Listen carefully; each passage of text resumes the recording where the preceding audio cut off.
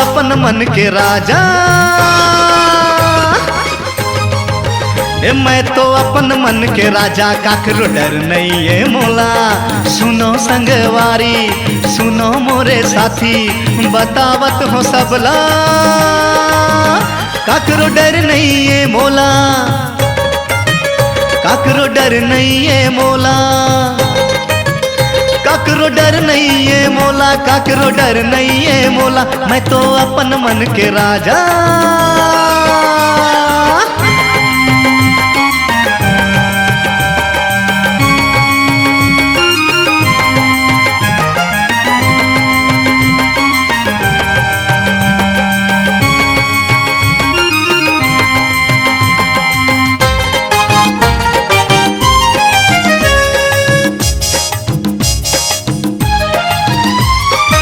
चाहिए मैं हपा हूँ, अपन रद्दा खुद बना हूँ।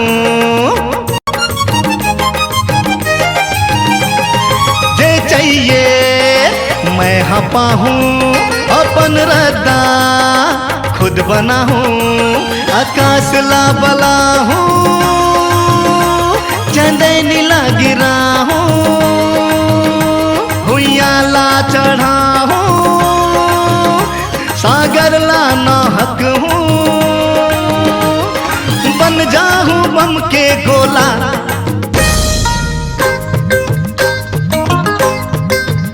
मैं तो अपन मन के राजा, काकरो डर नहीं है मोला।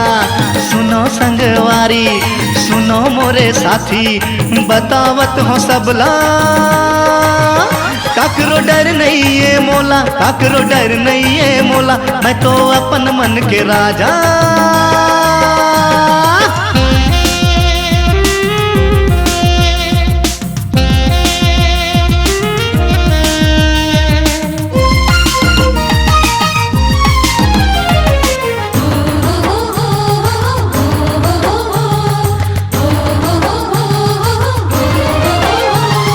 गाँव भर माँ धूम मचा हूँ, सबके मन ला ललचा हूँ।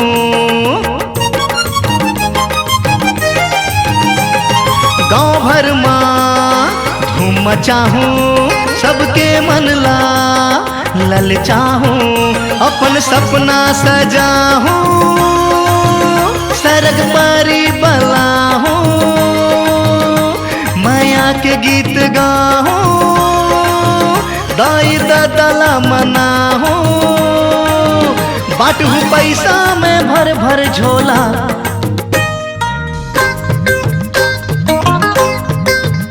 मैं तो अपन मन के राजा, काकरो डर नहीं है मोला।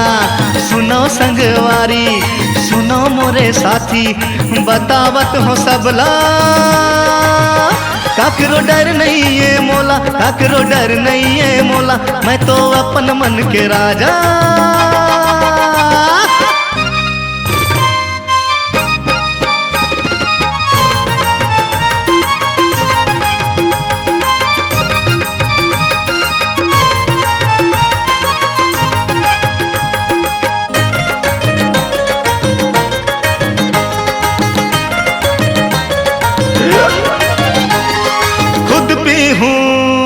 औ पिया हूँ सरग तोला, अमर संग घूमा हूँ।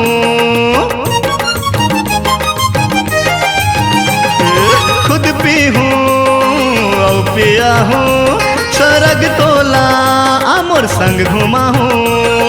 नाचू हूँ नचा हूँ, लबराला भगा हूँ, चोरहाला ठठा हूँ, ला उठा हूँ, हंसवा हूँ मैं रोवतला।